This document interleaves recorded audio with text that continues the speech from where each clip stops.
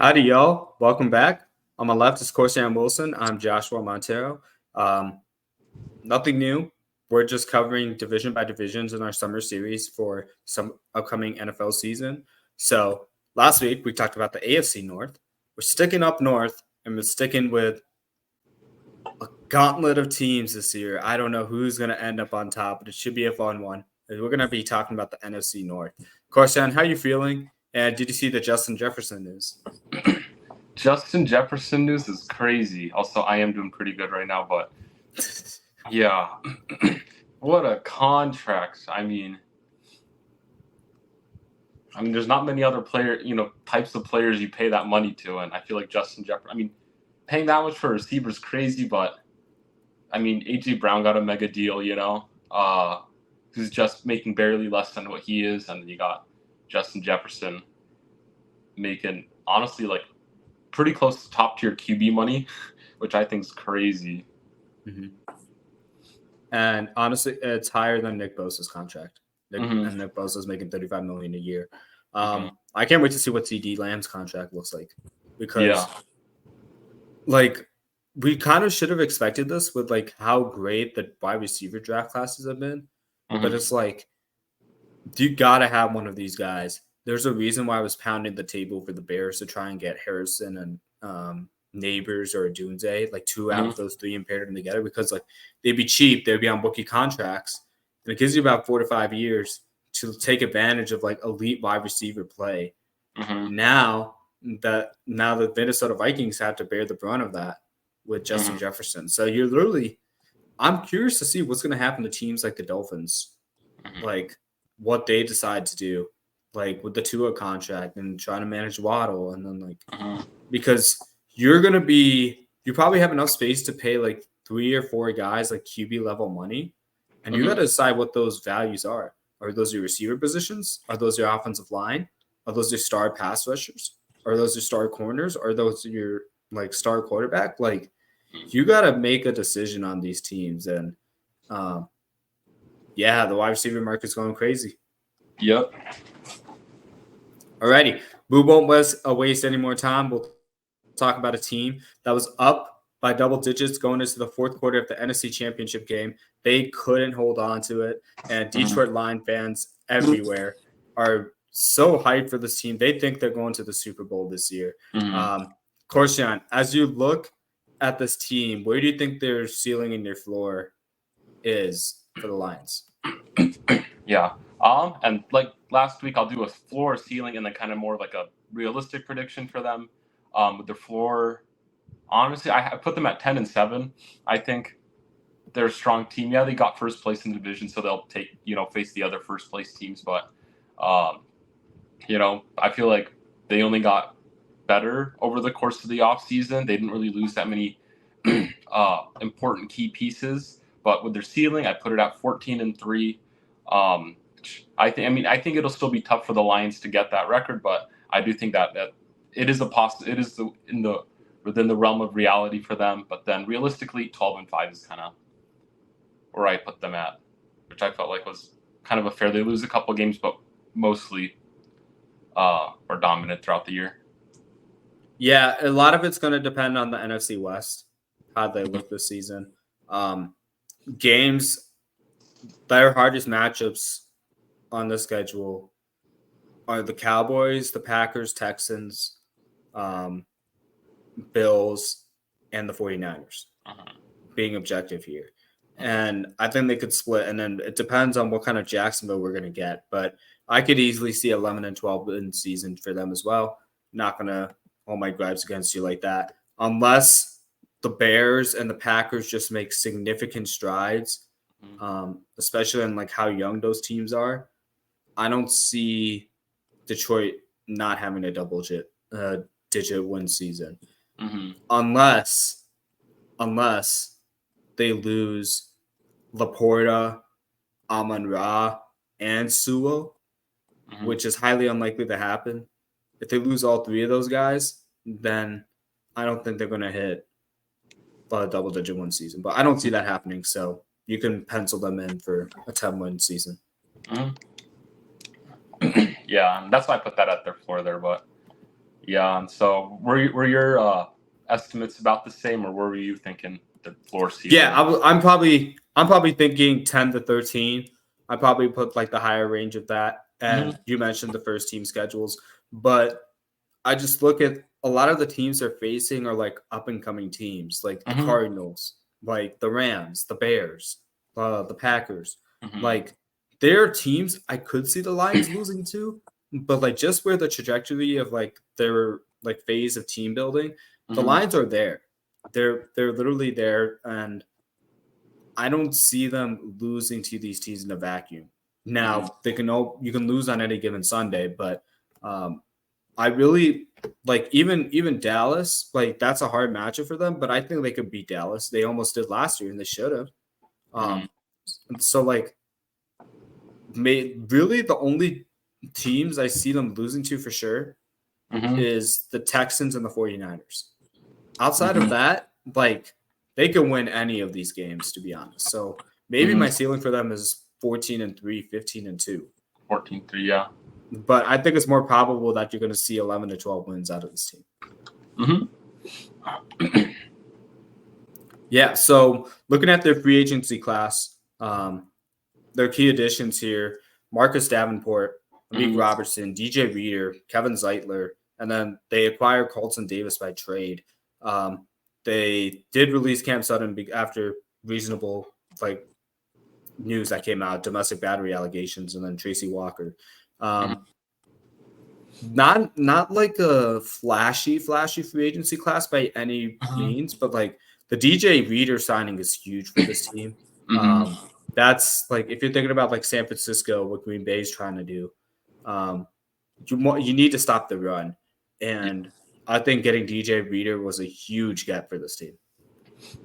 Mm-hmm. Yeah, I think those are really big moves for them too here. I think last season, while they did have like Aiden Hutchinson had a great season, um, overall their defensive line was kind of a weaker unit on the team, and so getting guys like kind of high caliber guys like DJ Reader, Marcus Davenport, just to kind of bolster that defensive line and kind of mitigate the weakness and potentially turning it to the strength of the defense.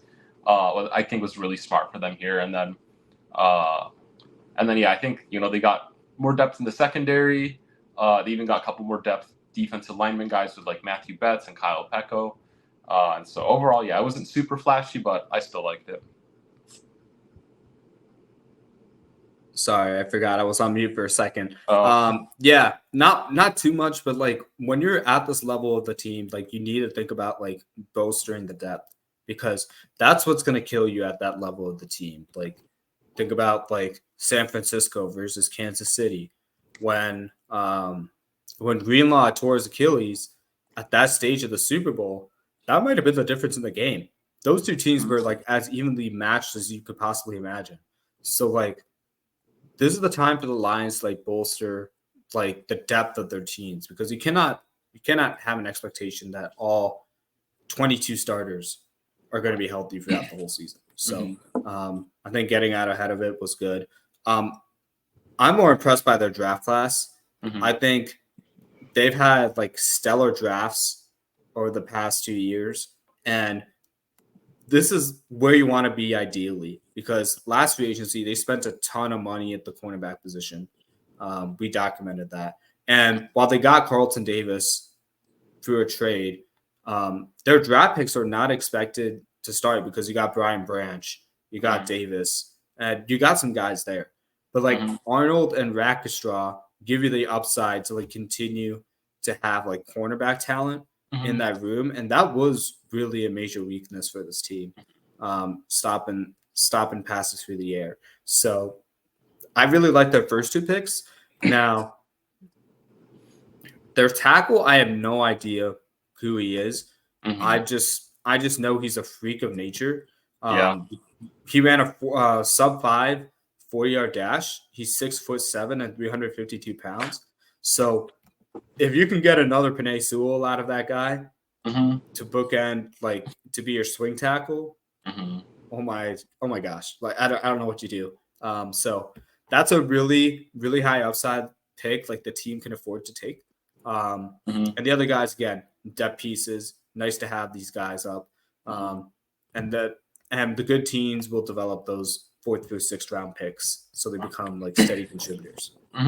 Yeah. Yeah, nothing like. I mean, it's nice again. It's like one of those teams that have the luxury of not really having too many holes to fill on their team, and so it's very much a you take your guy, you take your personal best player available type draft class, which I think, I mean, it worked out for them last season. I assume that it'll likely work out this season. Obviously, there's less holes, so we'll probably see a lot less of the rookies in that starting kind of lineup, but overall, I'm pretty good. Who is your X factor player that you're looking out for? For me, I have their X factor player as Jameson Williams. That's a good one. Yeah, I think.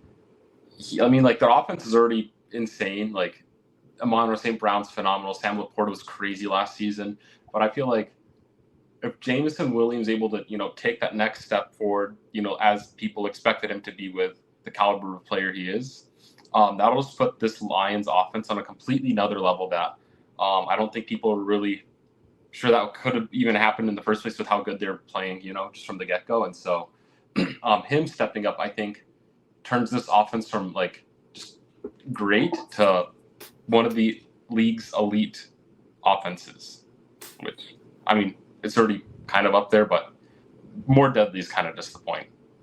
Yeah, no, the one of the most explosive offenses in the league, 100%. And I hear you on James. I feel like we've been waiting a while for him to show up, and I don't think that's any fault of his. Obviously, the suspension was his fault, 100%. Yeah. But like right now, I feel like he's getting the label of just a burner, like who's only going to get the ball like 2 or 3 times a game. But like he'll have like a 60-yard touchdown, or he'll have like a 5-yard jet sweep. Like there's no in between in this game right now. And he was one of the more high rated receivers coming out of like his own draft class for me. So I'm a little disappointed to see his progress so far. So like a big step this season would be like, whoa, he's really taking this seriously. And it could still might happen. It's a little hard to when you got Amon-Ra and like Sam Laporta commanding a tons of attention. But to me, the guy I want to see is Jahmyr Gibbs. Jahmyr Gibbs, another second year player. We discussed Laporta. He's a guy that can massively improve the upside of this team from the running back spot. You saw him start to figure it out as like he was like watching Montgomery like run between the tackles and whatnot. If he's able to figure that part out of his game and like build on his receiving chops, he's basically a cheaper version of Christian McCaffrey on the season. And that's deadly because you got your first and 2 options in Amon-Ra and Sam Laporta. Now you've got like a Gibbs guy that you can create mismatches off of because he's your 3rd guy. And you don't want to put like a linebacker on Laporta because he's basically a receiver. Like you have to put a linebacker on Gibbs at that stage because you're not going to put a linebacker on like any other one of those receivers. So like if Gibbs can continue the trajectory he's on and like massively improve his running game, he could be an every down back for this team if they choose to use him like that. Even if he gets like 12 to 15 carries, just the efficiency with those carries, I think, is going to take a major step up. He's the guy I'm looking at. Yeah. Yeah, he's exciting. I'm excited to see how he plays next season. I think I had him just behind Jameson Williams with the fact that I think we've already seen kind of a lot of the consistent upside from Jahmyr Gibbs that I guess we are hoping to see from Jameson Williams. And so that's kind of what gave him the edge for me there. But yeah, he was right there at like my number 2 or 3 kind of X factor spot for the Lions. Yeah, I mean, he was my second year guy as well. I feel like, but maybe another player we can throw in there is Brian Branch. Like Brian Branch, and I've seen this like watching the Bears play the Lions. Like his ability to disguise like slot blitzes the very last minute and pretend like it's man coverage or some sort of zone coverage is very impressive. And if he can like translate that to other aspects of his game and coverage, he's a guy that can have a breakout season, like on that defense itself. Yeah. Yeah. For my second year kind of leap guy, I had Jack Campbell here. I think he played. I mean, he played good last season, and I just think, as kind of the young linebacker on like our off-ball linebacker on the team, just him getting better and better. To be like kind of the superstar, like Levante Davids, Fred Warner's. That's kind of where you. It's really hard to get to that stage because those are the best of the best. But you want to see progress, though. And being kind of the focal point of the defense. You're the commander of the defense is kind of is that linebacker room, and so just seeing him take another step forward more than I think anybody else is kind of what I'm excited for from Jack Campbell. Fair. I was going to touch on the coaching staff, but no major changes there at all. No change. I think you should expect the same, like still consistent play on this coaching staff.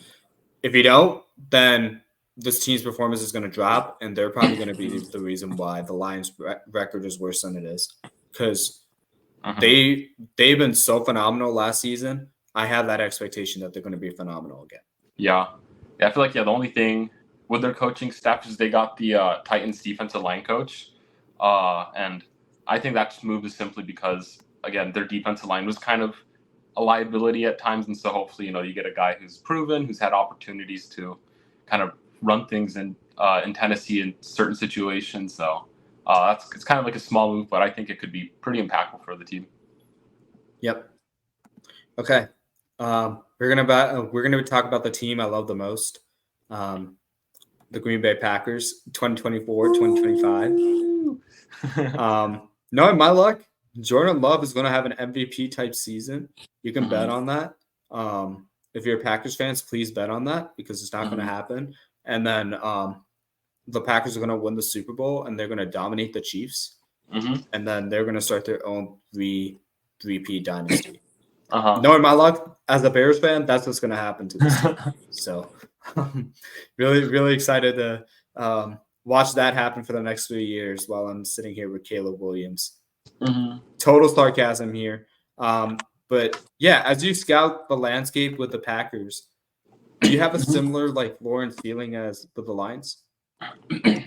Yeah, I think it's a interesting team to look at. I think last season they played really well, but again, they have a lot of young players on the offense, which leads to me also partially questioning, is it kind of like a 1 year, just all the young players kind of meshed because there's not a lot of tape on them kind of situation? I don't think that's necessarily the case, but that is like a mini concern in comparison to the Lions, where I feel like their mix of young and veteran players kind of were able to mesh, and that's why because like before the season we felt like the Lions were going to be a good team, whereas last season, this is a Packers team where like they could be good, but they also could be really, really bad.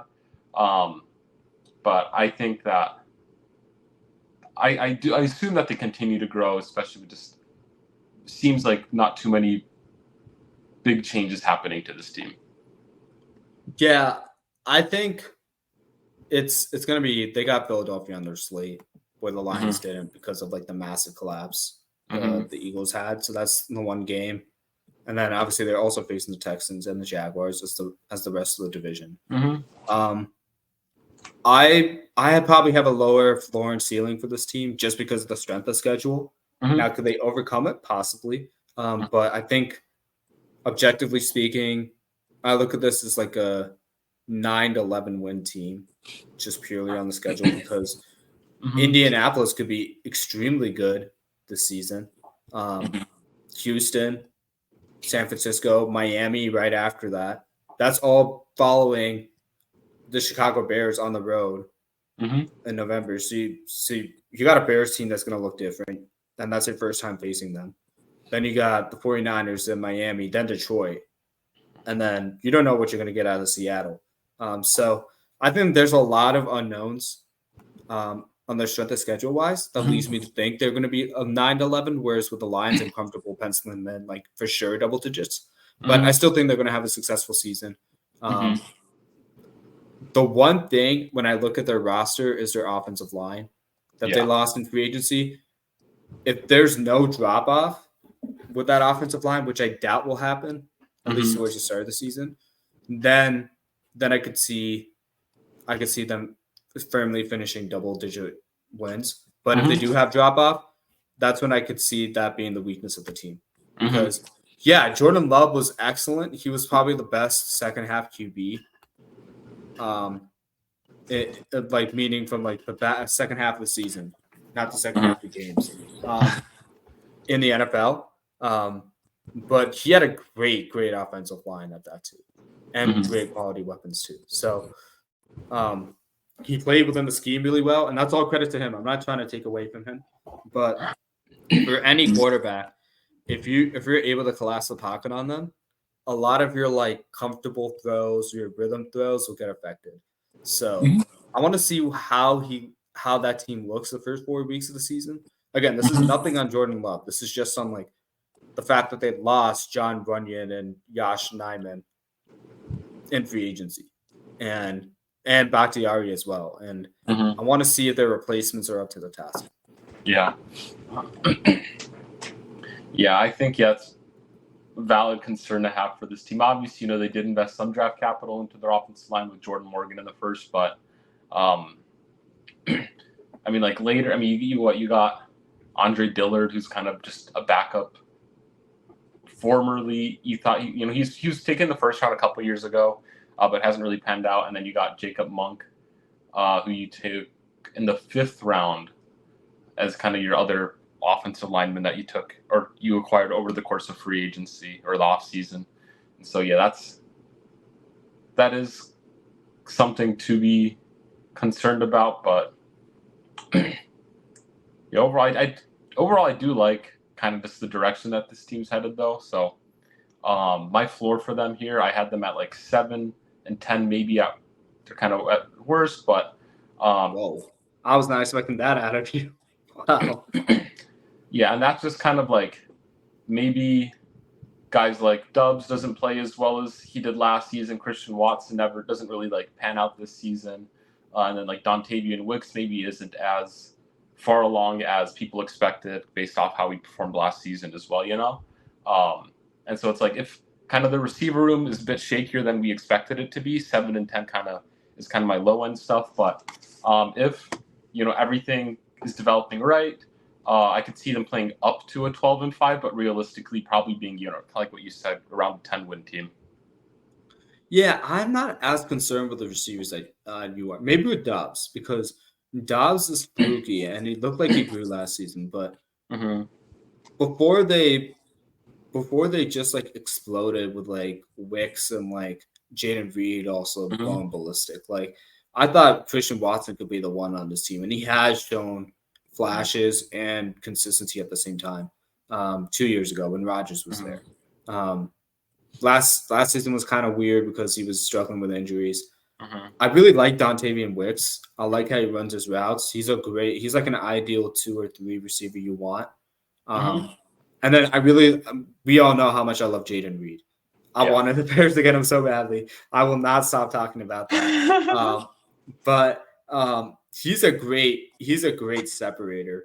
Like he's like a cheaper version of Stephon Diggs. And I mean this with all respect. He is really talented. Dobbs is the one I would have a question mark with, and then maybe the tight ends for sure. But I really love what they did with signing Josh Jacobs. Yeah. Because I look at this in a vacuum and I'm like, why mess with the Jones and Dillon combo? Why do that? It was working great for you guys last season. Why do that? And I look at the talent that Josh Jacobs can bring, and I see why they did it. They don't have to worry as much as far as like injury frequency with him because he's like a sturdier back. And then plus he's the guy that Dillon can learn from as far as like using your tough running skills and whatnot. So you can help bring Dillon's potential up. And then when I look at their draft class and who they ended up getting, Marshawn Lloyd is untapped potential written all over it. Jordan Morgan, Edgerrin Cooper, Javon Bullard. So they're really trying to rebuild their secondary that they lost, which is why I think the offensive line is going to be something to monitor with this team. Mm-hmm.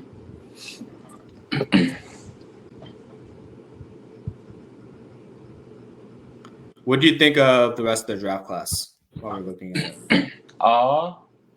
Yeah, I was pretty high on Edgerrin Cooper. Just a lot of the off-ball linebackers, I think, I get excited for, especially just because, guys who are likely to start and be instant impact makers typically don't even get drafted in the first round. Where I feel like I look at the only off-ball linebackers in recent memory going in the first round. There's Roquan, he's already kind of a veteran. He's year 5 or 6. That's ridiculous. Wow. Devin White, Devin Bush. There's Kenneth Murray and Patrick Queen. So there's when was Roquan drafted? 2018, 19, 20? Yeah, yeah, eighth pick, I think. Really, really tough one pick. So in the last 5-ish years, 5-ish years, there's 5 off-ball linebackers taken the first round, which kind of speaks to the fact that a lot of guys who are into being superstars like Fred Warner, aren't the ones taken in the first round. And so, I was really excited to see Edgerrin Cooper get drafted into a spot that he does get a chance to start right away. And so I think he's one of my favorite picks that they had. Obviously, Javon Bullard, I think he was rated a lot higher by a lot of just analysts and just other people that I saw in mock drafts, and he kind of fell late, or not late, but late second round, which I think was a nice steal for them too, to get, just to kind of fill in an open spot with just them losing kind of a couple of their safeties. Yeah, not a ton of it was very linebacker safety influence in the first 3 rounds, which is why the Lloyd pick was very interesting, to pick up a running back that high when you have great talent in front of him. But it was a very depth additive class for them, but in targeted areas. So I wonder what's going to happen with Jordan Moore, because they took 3 tackles in this class and didn't really address the guard spot. So I wonder if they're looking at this as we can move these guys around and put them in guard and see what happens. So yeah, especially right at the gate, just watching Darnell Wright start the season. I'm maintaining a sense of cautiousness with their offensive line, so I'm gonna keep harping on that. As far as breakout players, who do you got for me? Let's see what I have here. I had a couple guys as kind of my second year leaps. One of them being Dontavian Wicks, and we kind of talked about the receiver room, but he's the guy that I'd like to see take a big step forward. I think he had, obviously there's camp talk, and it's kind of meaningless because everybody's hyping each other up. But they're saying that they saw a little bit of his play style, there's similarities to Devontae Adams, and obviously I don't think it'll be hard for anyone to be a Devontae Adams, but just kind of seeing the positive discussion around Wicks, and just means that he at least seems to be doing well in camp. Hopefully he progresses there. Another guy, Luke Musgrave, he got hurt last season towards the back half of the season. He was kind of just out with injury, but at the start of the season, I thought he was playing good, especially just being a first-year tight end. And then the last guy I got here is Lucas Van Ness.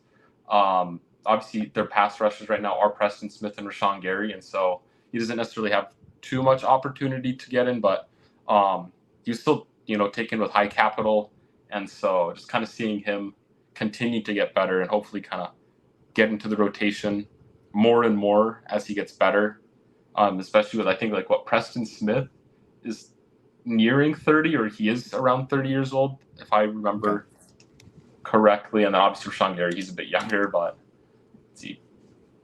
For me, he's 31. Yeah. For me, it's going to be the other receiver you mentioned, Jaden Reed. Still high on his potential. I think he's due for 1,100-yard season. How he's going to get there, I don't know. But if he's used a lot more in this offense, they're going to move the ball down the field a lot and very quickly. Like he's like your standard between the 20s guy. Give it to me, and then once you get to the red zone, it's Christian Watson and Wicks time. That's the way I see it going. I just think I feel comfortable matching Jaden Reed against the top cornerback and expecting him to win just because of the way he plays.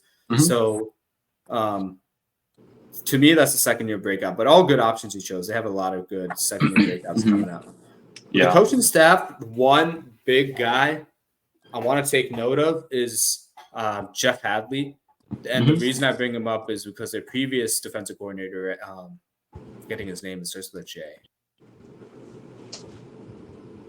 Who was their Packers defensive coordinator? They hated him. Last season. That's all I know. I'm gonna look this up real quick. So I get it right. While you look that up, I have a coaching. Joe Barry. Go ahead. Joe Barry. Yeah. So after Joe Barry, it seemed like they didn't have any adjustments. So Hadley coming from Boston College, going to bring a new scheme. Will it translate? Because sometimes college schemes translate, sometimes they don't. And I think he's had some NFL experience, but he's like the X factor from the coach I'll be watching for, because that's going to be a major difference. Go ahead. I guess quickly, my X factor for the team, I don't know, it was connected to a second year guy but it is Jaden Reed. I think that he's the guy to kind of bring this offense to the next level. He's the one, he's the best in the receiving room, I think. And so I think he is kind of the game changer on that offense, and that within that whole receiving room amongst even tight ends, receivers, making Jordan Love look better. But then, with the coaching, it's kind of a smaller thing, but they did get Aaron Hill, the former San Francisco strength and conditioning guy. And I feel like more or less, despite Dre Greenlaw got hurt, but more or less, they've been a pretty healthy team. And I feel like the Packers, kind of in the past couple seasons, we've seen key players just go down to injury. And so hopefully, a change like that can have some of their star players play the entire season. Like notable guys like David Bakhtiari the past couple seasons hasn't been able to play a full year just due to injury. I feel like, and then Kenny Clark, I know he's mostly healthy, but he's had his bouts with injury. And then obviously Christian Watson's kind of the big hamstring injury guy. And so hopefully, just this change in their strength and conditioning coach can lead to those guys that we're expecting to be kind of either breakouts or just all the already superstars potential, keeping their guys on the field. But that's about it for me. Yeah, stop talking about the Packers. Let's move on. All righty. My favorite team, being completely serious here, the Chicago Bears. I'm ecstatic. Last season, I was ecstatic, and look how that turned out. This season, I'm optimistic that we'll have a 7 to 10 win season. I can safely say that about their floor and ceiling. I'm not expecting too much out of the team, just because you get your rookies in, and they're not going to figure it out right away. I don't care if it's Caleb Williams. He's in the best spot possible, but I want to maintain some cautious optimism because there's a lot of untapped potential, and he's trying to figure out what can he get away with in OTAs right now. So he's not even focused on mastering the concepts yet. I don't think he's there yet. But I really love the future of this team. I feel like we can compete with any team in the league in about 2 to 3 years, which is all I can ask for as a team, as a Bears fan. So I'm really excited about the potential. What do you have as far as floor and ceiling when you're looking at this Bears team? I got kind of a wide range. I think it's just mostly close to my floor and my actual is 6-win floor. Realistically, I think maybe 9 wins is in their playbook. But then if Caleb Williams has a CJ Stroud type season, maybe an 11-win season is in the realm of reality for them. That's fair. And keep in mind, this team was 2 or 3 games away from the playoffs last season. Mm-hmm. With all the struggles we had offensively and starting out and like losing a bunch of games we shouldn't. I never thought they were the worst team in the league, even in the first 5 weeks, because they didn't play like it. They played at the worst possible moments. But I think this is the complete wild card because their defense has been improving. You get like a quarterback and a totally upgraded room of receivers. I think that's going to make a massive difference. And just like depth pieces all around. So when looking at the free agency tracker, like it's not going to, like, obviously they consider Keenan Allen like part of the big deal. That's the big move they make. But like when you look at guys like Coleman Shelton and then like DeAndre Swift and then like other guys like that, they're not like huge, like Jake Curhan. Not like difference makers by any means, except for Swift in the passing game, but like guys that you know that are solid depth pieces. That means they know what they have. They're building the foundation and relying on their draft picks to make hay here. That allows you to go after guys like a Dunze and Allen that they did in the way they worked out. So I was really happy from the free agency. They valued the depth because it means like they're confident in their starters. And they realized that depth was an issue for them last season. So really happy about the way the free agency turned out for all intents and purposes and keeping a healthy cap space for preparing to have Caleb Williams on the roster and when he gets that second contract. Yeah, I like their moves this offseason as well. Seems like just looking at last season's draft class, this season's draft class, and just the free agency acquisitions, it does seem like the Bears are heading in the correct direction.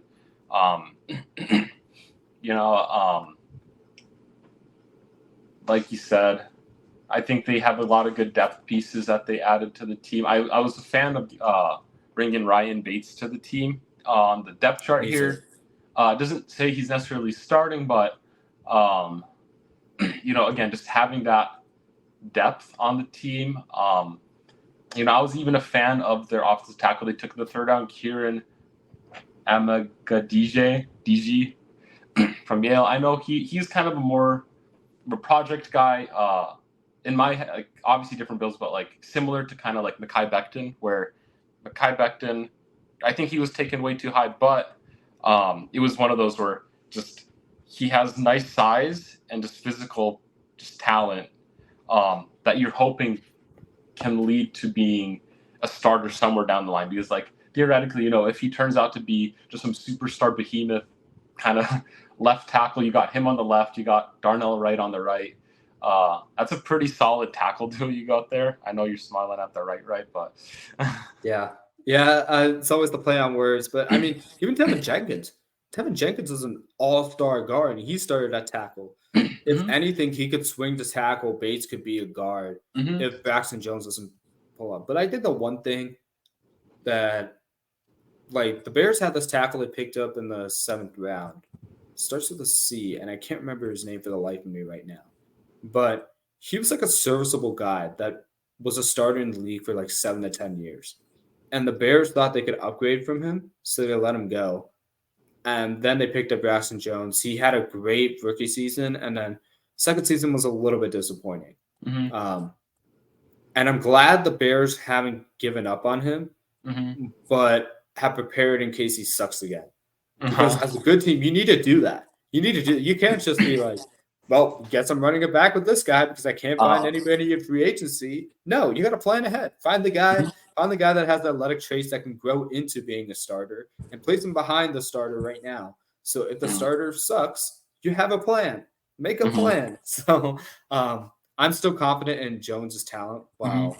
All that's being said, I do want to see improvement there, and especially with like Nate Davis too. But I think what that allows now is you have like Coleman Shelton as like the starter. Like you're not forcing him to be the starter. It could be Bates. It could be Shelton. Maybe it's Davis. But you give yourself options on that line.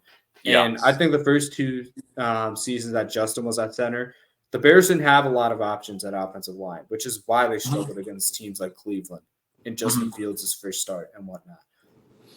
with the new Caleb Williams coming in, that's important. That's important to have like multiple talented guys with upside while maintaining your continuity. I think it's huge. Especially for an offensive line who needs to communicate with each other on an every down basis. These moves aren't like earth shattering. Like we're not getting Graham Glasgow and adding him to the line, but these moves are just as important for like the team, like and how Mm-hmm. you build an offensive firepower. Mm-hmm. Yeah. Alrighty. I'll let you handle the second year breakouts and X factors. Who you got for both? For my second year breakout guys, what I have Tyreek Stevenson as one of them. Good choice.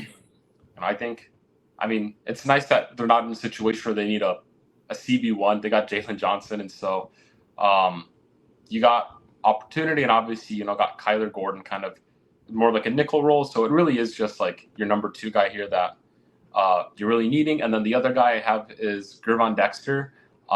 He just managed, he's starting now, or at least in the depth chart, he's listed as a starter.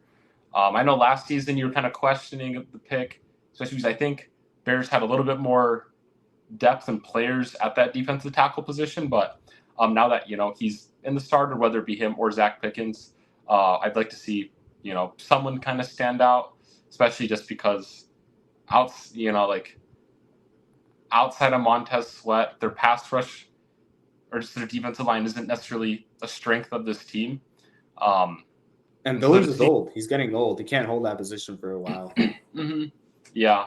And so definitely just seeing somebody break out. I mean, you're like DeMarcus Walker, who's like, all right, he's not like, he might have like a breakout year a couple years down the road, or just out of nowhere he has like a 10+ sack season. But I feel like he's a consistent, you might get like 5-ish sacks out of him in a year, which isn't awful. But then when you have one guy, who's maybe like a 10-12 guy, you want someone to step up, and you got 2 young guys at your defensive tackle position that you're hoping at least, whether it be sacks or just strong pressure, tackle for losses or something, you get something out of him.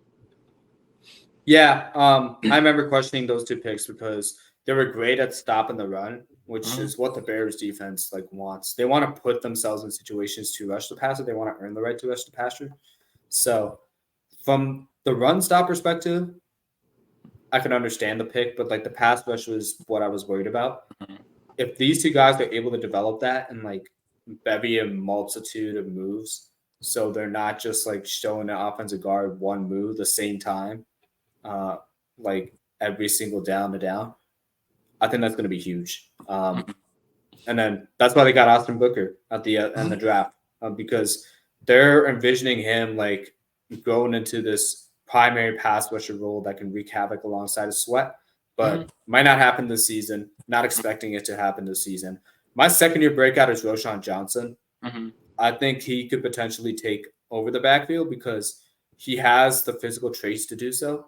And that will allow like Swift and Herbert to play like more like inefficiency type plays, which I think will help the team a lot. And that being said, I think Roschon can earn 15 carries a game. I could see that happening, but if it doesn't happen, I'm not expecting it to. Yeah, Kyler Gordon is probably my X factor for the team. He's a guy, whenever he's starting, that defense just looks different. Like he just has athletic traits that jump out of the roof. And he's the guy that can really guard the slot really well. I was really happy when the Bears picked him. I think from a pass defense standpoint, he goes as far as like the Bears take it because Jalen Johnson I know is going to be good. Like I'm hoping to see improvement from Tyreek Stevenson, but the guy that I really want to see like lock things up is Kyler Gordon because then you can stop with the aerial assaults through the slot and then finding mismatches because there is no mismatch when you're lined up against any cornerback on the Bears if he's playing well. So, yeah, for my X factor on the team here, I have Caleb Williams. It's a tall order to ask for a rookie quarterback to be the X factor, but the Bears have kind of the whole talk of the offseason is the Bears have created a situation that whoever's going to be quarterback is going to be kind of on a hot seat this upcoming year. And it was like your whole talk was about how Justin Fields, if he was on the team, he'd have the best talent he's ever had in his career. And so then when he got traded away, your whole thing was Caleb Williams really has to earn that locker room. And so I feel like, especially just being number one overall, you're always going to be on a hot seat. But especially like even the history at the Bears, like trying to find a quarterback this talented. Like we got Cutler, and we were hoping Trubisky was that, and we were hoping Fields was that. But they haven't panned out. So that's a good take. That's a good take for me. Realistically, looking at this, I'm not going to put that expectation on Caleb Williams. I looked at that and it's like the worst thing the Bears could possibly do is put Williams in a situation where he's a starter, but he's not growing as a passer. You're not allowing him to make mistakes. You're not benching him when he throws like 3 interceptions in the game. Let him throw those 3 interceptions in that game this season because that's the only way he's going to become the superstar you drafted him to be. Yeah. So I think we're going to see a lot of that this season. I'm not saying it's going to happen every game, but it might happen 1 or 2 games this season where he just looks absolutely horrible against this really good defensive coordinator. Yeah. So it's a good pick for the description. I just didn't want to put that expectation on him. So that's why I put Gordon, because I'm like, for this defense, for it to go as far as it needs to go, like Gordon has to be the guy. Yeah. And like I think Caleb Williams though is like an X factor in 2 ways for this team. Obviously the one being, if he plays well, this team can be in the playoff race. But then the number 2 is just kind of winning over the locker room and kind of like, especially after the Justin trade. That's valid. 100% valid. And so it's like in that way as well, I think he's an X factor of, just how he handles himself this season is going to be really big on just kind of how the vibes of the team feel throughout the season and then heading into the upcoming off season. Because obviously on a more realistic note, like rookie quarterbacks do typically tend to struggle. And so it's like him struggling wouldn't necessarily be the biggest surprise in the world to me. Obviously, as a first overall, you hope that he does good, or there's that expectation. But again, the Bears were technically their pick was at the top 10, number 10 or whatever. That's not the sign of a necessarily good team, but they did have good pieces that they brought in. So just a whole bag of mystery here for them. Yeah, and it's really going to be on the coaching staff because if Caleb Williams gets in a situation where you're doing like halfback dive, oh shoot, it's 3rd and 9, let's throw like 5 receivers out there. You're not giving them the reps to grow. You're not you're not challenging him on like how he processes different defenses on 1st down versus 2nd down versus 3rd down. I want Baldwin to put him in as many situations as possible, knowing that this is going to help him out year 2 or year 3 when the Bears hope to compete for a Super Bowl. If the Bears end up in the Super Bowl this year, I would be shocked. And I'm a Bears fan here. They have the talent to do it, but like it's untapped potential that's going to take time to get there. I would be completely shocked if they're in the Super Bowl or win the division, because it's going to take time. That's the primary reason with this team. Just on a side note, they did change defensive coordinators to Eric Washington. He specializes in pass rush. So I'm hoping with the lesser talented pass rush, maybe they might sign Ngakwe again. He's still on the radar there. I'm hoping with Washington, the pass rush will be better improved because that's a specialty coming from Buffalo. That's the one major change I saw. And then obviously Baldwin on the offensive coordinator spot. Can you really create mismatches schematically to help Caleb Williams find answers easier and get confidence in growing? So 2 new coordinator changes, huge changes, lots of change on the Bears. I'm excited to watch Hard Knocks. I've never seen my hometown team on Hard Knocks, so I will be very excited to watch that. Okay, let's close it out with the Vikings. What do you say? Vikings. Here, let me pull pull it up here quick. So for the Vikings, they're an interesting team this season. Obviously, quarterback changes, a big one. But for me, their floor, ceiling, and my actual prediction is their floor. I'd say is around 5 wins. I don't think, like all your eggs, putting all your eggs in with what Sam Darnold and JJ McCarthy is a risky move. Granted, one's a rookie, so it's developmental, but I do think that their ceiling, they could maybe, get 10 wins. That's again if the quarterbacks actually play halfway decent, but realistically, maybe they're around like a 7, 8-ish win team, maybe closer to 7, 6, maybe, I don't know, but I'm not super high on them. I think they have a lot of good pieces on the team, which has me saying that they could potentially go 10-7, but the quarterback stuff just kind of scares me a little bit, Especially when week 1 is like a winnable game for them, but like week 2 for 4, that's just like they're gonna be 1-3 or 1-4, or like 2-3 after that 5-game slate. They're not having a winning record after that schedule. I'm sorry. Those are really, really good teams out there that have a primary guy that can lock in on Justin Jefferson. So it's really like Justin Jefferson and Hawkinson, like, and that's it on their offense, really. They just got Aaron Jones, but like you're giving this to Sam Darnold and you're giving this to like JJ McCarthy. It's like to have them roll out this early slate and expect them to have a winning record after that. I don't see that at all. I'm probably a little bit lower on them. I'd probably say 4 to 8 wins would be my range with this team. Just because, like you mentioned, the quarterbacks and then the division they're facing, like I could see them having 4 losses on the division record just in itself.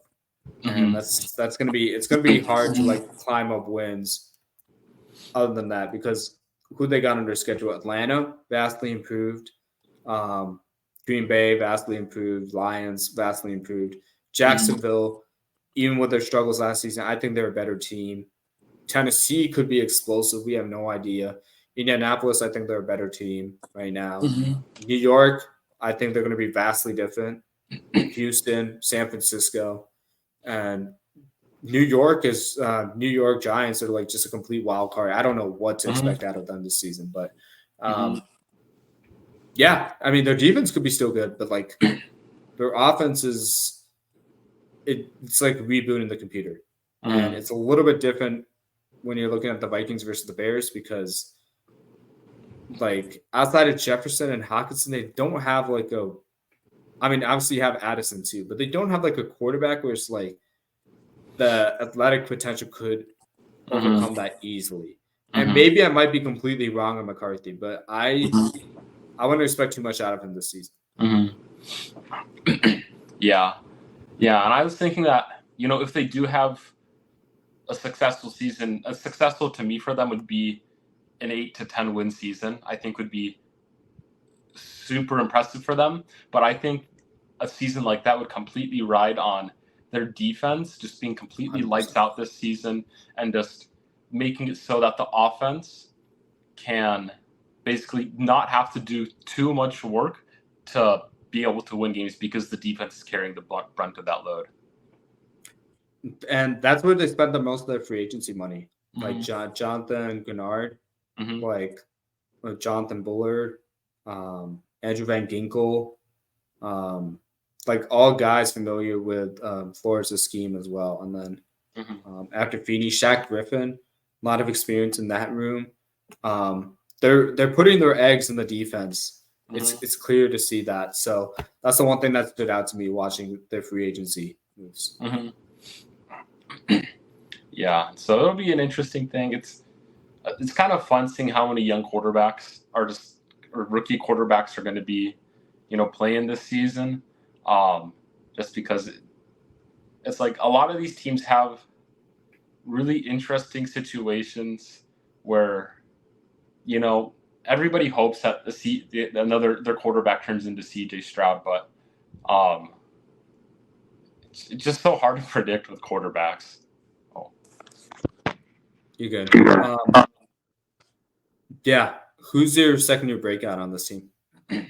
For me, I think looking at their draft class, just their second-year guys, from it seemed like they had a pretty bad draft class last season. Like, I didn't realize how kind of meh it was. Obviously, Jordan Addison's kind of like the key guy that is easy to talk about.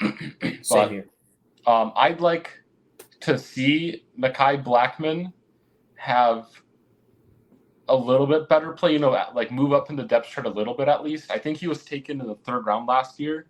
And, for a guy in the 3rd round, it is developmental, especially at the cornerback position. But just like on this depth chart here, he's kind of like that 5th, 6th guy on the depth chart, potentially, bumping him down to practice squad or potentially cutting him. And I feel like that doesn't necessarily bode well for him. So I'd like to see him step up and at least find a role somewhere on this team. I like the cornerbacks in general, though, but like I would like to see a guy who, with the 3rd round capital, step up a little bit more and develop, hopefully. And I think part of the reason is like they didn't expect Metellus to be as good as he was last season. Mm-hmm. So once he started playing really well, it's like, okay, we got to get this guy like on the field somehow. And then that ate into Blackman's minutes. I'm probably going to go with the easy answer here with Addison. He's like the 3rd option that if he gets going, it's going to be a very hard offense to stop schematically if you don't have the personnel, because you're going to focus on Hawkinson and Jefferson. That's just the reality of the situation. So if Addison becomes like a number 1 like receiver, it's going to make the job a lot easier for Darnold and McCarthy. And some of our worries about the quarterback play might not matter because of the sheer talent of this team. But he has to play like a number 1 or number 2 option on this team when really he's the 3rd option for them to get to where they want to go. Yeah. Who's your X factor here in this roster? I kind of have like a not so conventional one.